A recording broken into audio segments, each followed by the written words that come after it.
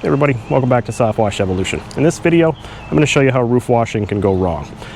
I'm here at a home that I washed the roof of probably 2 to 3 weeks ago. There was a lot of moss on certain parts of this house, the roof, and a lot of pine needles too. Well, not a lot. There's enough pine needles. I cleaned the pine needles and the debris off. I gave the whole roof a treatment. Rinsed when I was done because I washed the whole house and everything. All the moss turned like a white yellow like it was supposed to, but it didn't come off. I'm going to show you what happens when the environment messes with you. So I'm just climbing up my ladder here. This is only a one-story house, pretty small, and I'll show you what I've got going on. This is the worst part of the roof. This had the most moss on it. You can see all of it. It is, sorry, the sun is right there, so I'm trying to wash out the lens. I'm trying to turn it so it won't be there. This roof had some pine needles on it, not as much as there are now, not a blanket of it, and there was some moss growing. I'm going to turn it this way. It was worse over here. It was a thick green blanket of moss.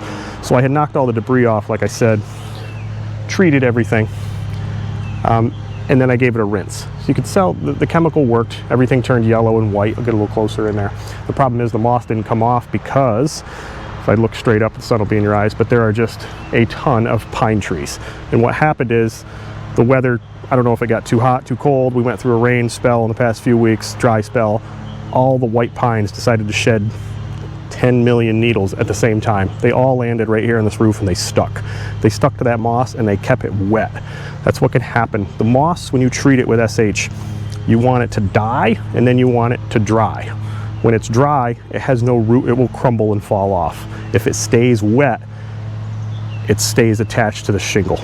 So the only option I have, come back, take a look what happened. I always schedule a follow-up when there's moss on a roof. I always tell the customer, I'll give you a call 2 to 3 weeks, or I'll stop by if it's close by. In between my other jobs, I put it on my calendar and I take a look.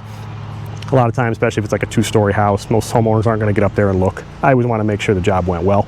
And on this one, he actually called me and said, yeah, I could still see a lot of moss, but there's a ton of pine needles too. So I came over here today to figure out what was going on, and I just found a blanket of pine needles. I've been pulling these down. I had my leaf blower, and then I had my brush. I've been pulling down pine needles off this roof just so I could see the moss, and I know exactly what happened. I could tell by touching it, it's still really wet. So I'm going to continue to knock these few pine needles down. I'm going to set the camera up on a rig so I can wear it, and then we're going to treat this roof again. So again, the sun's going to be right in the way, but I'm just going to apply another layer of 5% to this entire roof. Got most of the pine needles out of the way. There's a few right here by my ladder. I've got to move real quick because I got my brush down there ready to go. So this is some things that could happen. You always got to watch the weather, but sometimes there's things that are just out of your control. You know, the pine needles dropping, it's not the same every year. So them forming a huge blanket across all this moss, even though it was dead, it just kept it too wet. So will this moss fall off on its own? Probably, but it'll take way too long. I mean, it'll probably be next spring. At this point, it's already September, and they're just going to keep falling all fall. That's what they do, but I didn't expect them to in August. So in order to make this moss come off a little quicker, I'm just going to give it another application. Pine needles out of the way. I wet everything on the ground first because there is no gutter on this side of the house. There's nothing to catch it. So I'm just going to give it a layer. And then we'll rinse the ground again. Rinse the plants. We'll take a look at this moss. It'll probably turn even whiter. Let that run. I'm going to move my ladder over. So here's what it looks like after my second application. Get in there close. Still a couple pine needles kicking around, obviously. You're not going to get them all. But that moss is now white. You can see my soap foam still in it. Trying to get around the sun. Obviously, it's terrible facing straight east here at 8 o'clock in the morning. So this is what can happen. The environment will affect very few jobs if you're pressure washing and soft washing. If you're like those lawn care guys, or, you know, outdoor construction, if you're doing road construction or cement work, those guys are always watching the weather. Everything is dependent on the weather. If the rain comes, they just quit. Well, washing, the rain is usually a good thing. It helps when you're house washing, helps you rinse, keeps you cooled off.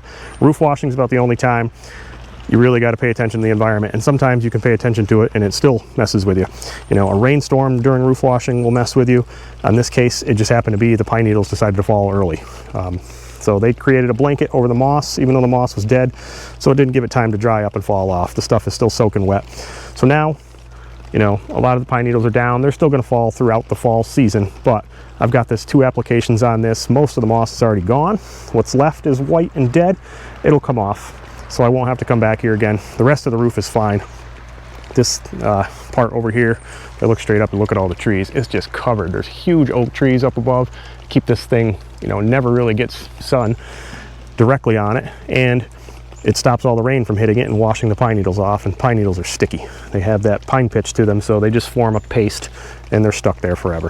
So, you know, it's always a good idea to revisit your roof washes, especially when there's moss involved, because moss does take a while to get off. So in this one, I'm going to give the ground one more rinse, knock off a few more of these pine needles by hand, just with some water and my brush. We'll let this treatment work. Until then, make sure you like and subscribe.